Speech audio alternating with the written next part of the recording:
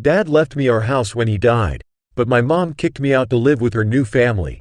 15 years later I tried to take my house back but they're threatening me, so I brought cops. I'm 24M. Let me start by saying that I was kicked out by my mom because she needed to impress her new husband.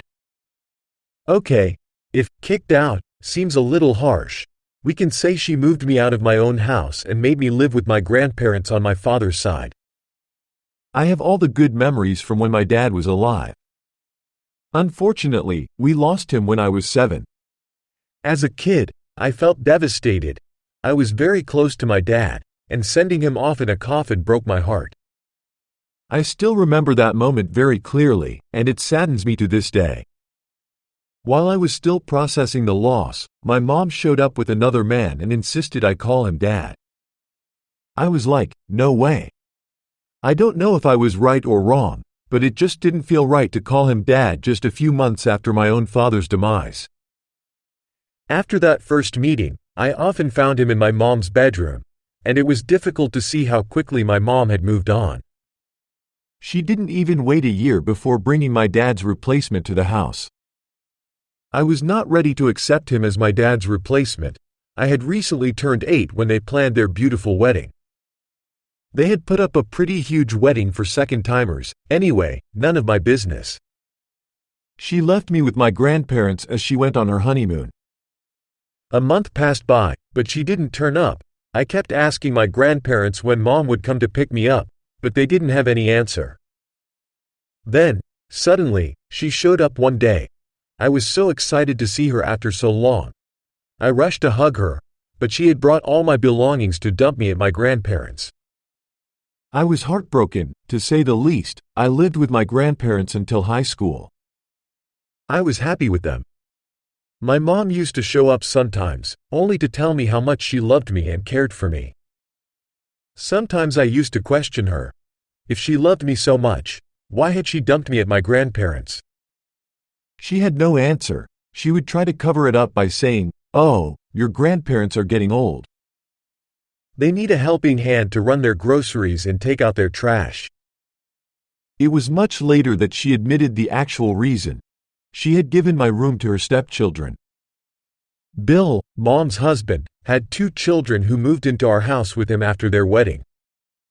My mom prioritized her new family over me. It was natural for me to get resentful of her, so eventually, I stopped bothering her. After high school, I moved out from my grandparents' house, but I still visit them often. They were kind of saviors for me. They raised me. If not for them, my childhood would have been ruined. Now, I'm 24. After working for a year in marketing, I thought of starting my own venture. I needed capital for that, so I thought of leasing my house. Oh, if I didn't mention this before, there's a bummer on the way for my mom and her loving family. Actually, the house in which they are living belongs to me. Yeah, that's right. My dad made a will on his deathbed, and he very meticulously gave me every penny he had, including the house. I was a kid when his lawyer read his will after his funeral, but with a look on my mother's face, I could surely say she was not liking it at all. Later, I got to know that she tried several times to overturn the will, but she lost every time. My dad had made the will very precisely that the house would be mine, but I could sell it only after I turned 21. Until then, no one could touch the property.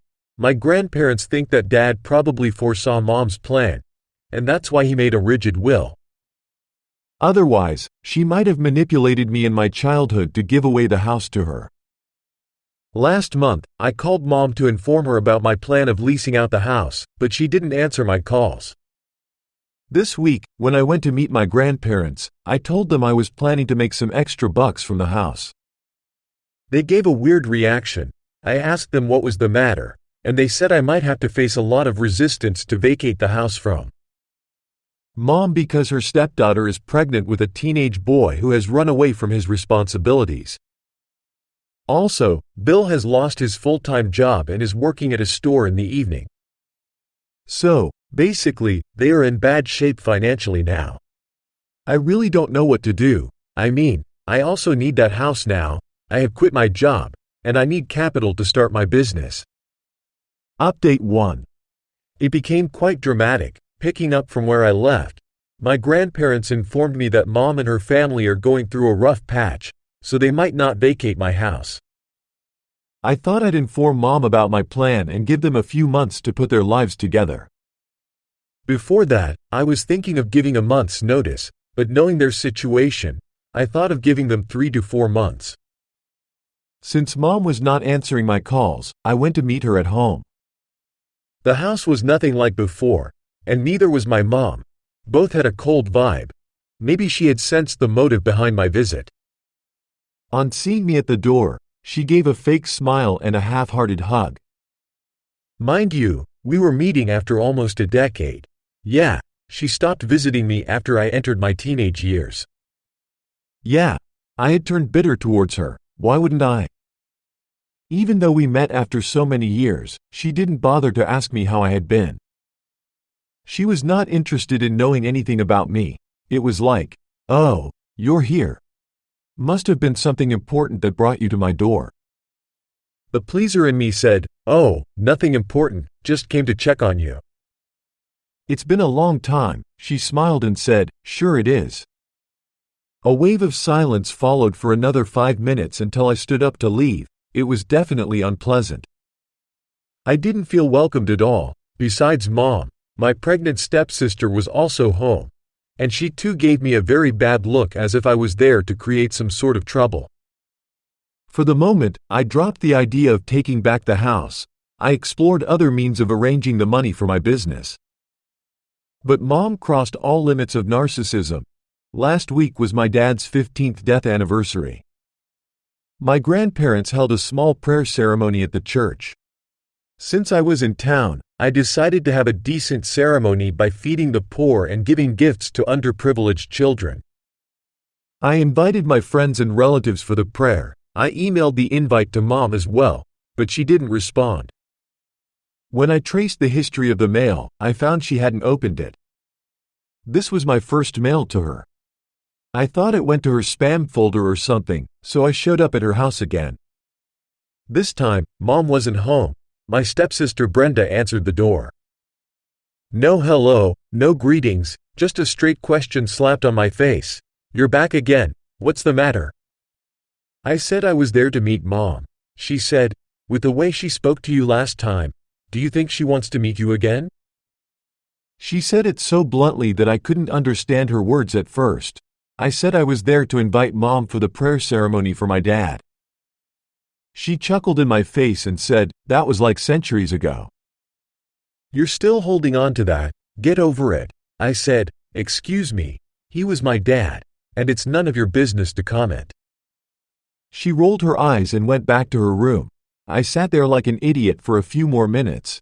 Then I left a note for Mom on the table asking her to call me back.